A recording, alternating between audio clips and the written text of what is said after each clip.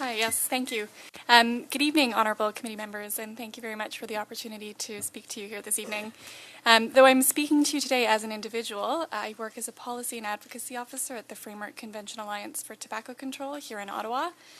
In that role, I support the implementation of evidence-based population-level tobacco control policies that are prescribed in the World Health Organization's Framework Convention on Tobacco Control in countries around the world.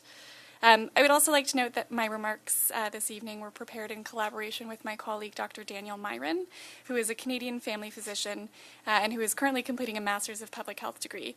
He is specifically examining alcohol control policy in Ontario as part of that course of study. I'd like to focus my remarks tonight on what I see as some of the critical public health concerns that should be considered as part of the committee's study of Bill C-45, in particular its provisions with respect to the promotion of cannabis products. Let me first begin by saying that the government's commitment to taking a public health-oriented approach to cannabis legalization should be lauded. In particular, I congratulate them on their desire to focus on protecting Canadian youth, for whom the status quo is currently failing.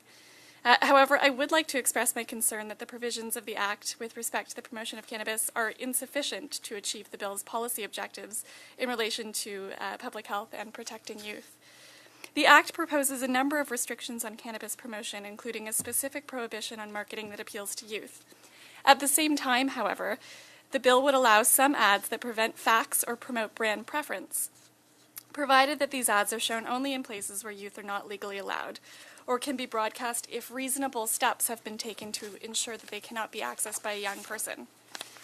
Although the text of the bill sounds reasonable as it currently stands, I would like to underscore that based on what we've seen in the fields of tobacco and alcohol control, these proposed partial restrictions may in practice do little to actually prevent cannabis marketing from reaching youth audiences. This is of particular concern as there's very strong evidence from the tobacco and alcohol literature that the marketing of these products has strong impacts on young people, even where the content and the messages are not necessarily targeted at youth audiences. Multiple longitudinal studies have found that youth exposed to marketing drink and smoke earlier and heavier. We also know that both the tobacco and alcohol industries work aggressively to circumvent partial restrictions on advertising, as is already underscored by Dr. Hammond, including those that allow advertising in only certain locations, in certain media, or using messages that do not appeal to youth. It has been demonstrated that where partial restrictions of these types have been put in place, rather than comprehensive bans, tobacco and alcohol companies simply switch their marketing efforts to unrestricted outlets, or they pursue alternative, more indirect forms of marketing like brand stretching, offering promotional discounts, providing free samples, sponsoring online content, and so on. While some of these examples might be prohibited based on what's currently in the Act, I have no doubt that the Canadian cannabis industry would find other creative ways to circumvent these partial restrictions on advertising. Partial restrictions of these sorts can also, I think, be very difficult and costly for governments to enforce. Governments kind of become implicated in a game of cat and mouse with these industries, with the onus on the government to consistently monitor these promotional activities, to stay aware of shifting tactics, and to impose penalties or sanctions accordingly. Health Canada has also recently released their proposed regulations on cannabis, and I was surprised to see that this document was light on details with respect to how the agency plans to further regulate cannabis promotion and advertising. I found that many aspects of what will be allowed and what will not be allowed are still somewhat unclear. At the same time, the Canadian cannabis industry has also been quick to propose their own self-authored set of guidelines that they claim will ensure the responsible branding and promotion of their products. These guidelines are contained in the document entitled Adult Use Cannabis Advertising and Marketing Self-Regulatory Guidelines for Licensed Producers. And that document was released in November 2017 and was authored by 17 of Canada's licensed cannabis producers in conjunction with Ad Standards Canada, which is an industry advertising self-regulatory body. In the document, these companies outline their interpretation of the Cannabis Act, including the ways in which they will market their products in ways that they claim will not appeal to youth.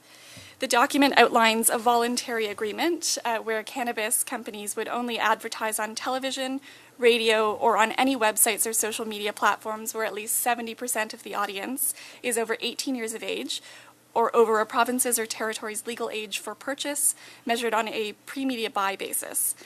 Similar standards are used in many countries for alcohol advertising, and the evidence is, once again, that they do not work as intended.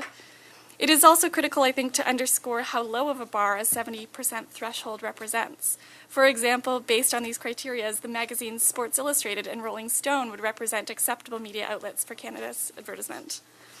The industry has also proposed that licensed producers will ensure that they use a method of age verification for adult consumers to access their websites. A spokesperson for Health Canada has also made public statements suggesting that this would be their chosen method for restricting youth access to cannabis marketing on online media. However, the literature has demonstrated that the current age verification methods used for alcohol websites are not effective, and that youth are unsurprisingly able to provide a fake age and simply enter these websites.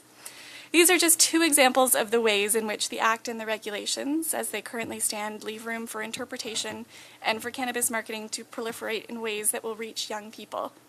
If some cannabis advertising is allowed, it will be inevitable that some youth will be exposed. A key question, I think, will be how much is acceptable.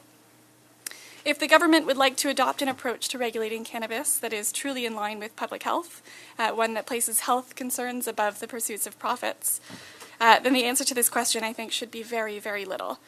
As such, the partial restrictions in the Act, I feel, should at the very least be expanded to include a ban on the promotion of cannabis on television, on the radio, in magazines, and in newspapers and in online media.